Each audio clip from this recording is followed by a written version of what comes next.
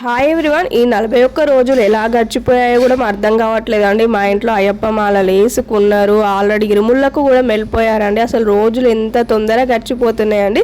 ఇందులో ఒకటి చెప్పాలంటే నేను మాత్రం చాలా అంటే చాలా అదృష్టవంతురాలండి. ఎందుకంటే మా పిల్లలు ఇంత చిన్న రోజులోనే మాల వేసుకొని శబరిమలకు కూడా వెళ్తున్నారు.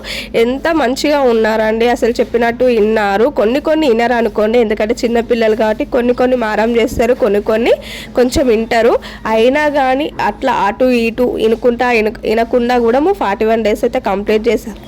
చాలా చక్కగా కంప్లీట్ చేశారు. స్కూల్కి కూడా పోయారు మాలేసుకొని.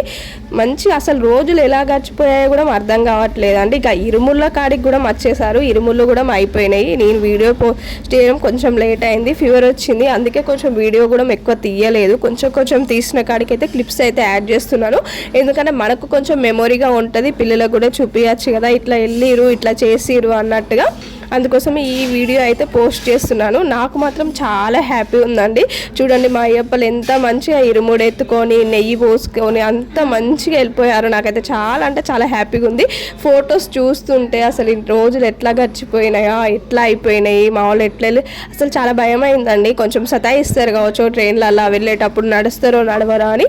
కానీ చాలా మంచిగా నడిచారట అండి. మంచిగా హ్యాపీగా వెళ్ళిపోయారు. దర్శనం కూడా అయిపోయింది. మా స్వామి ఫొటోస్ వీడియోస్ తీయమన్నా కానీ అక్కడ సిగ్నల్ లేక అయితే పంపట్లేదు. కానీ చాలా మంచిగా అనిపించిందండి. చూడండి ఒకసారి మా అయ్యప్పలు ఎంత ముద్దుగా ఉన్నారో. వీడియో నచ్చితే మాత్రం సబ్స్క్రైబ్ చేసుకోవడం అయితే మర్చిపోవద్దు. Like and share, comment. Thank you for watching.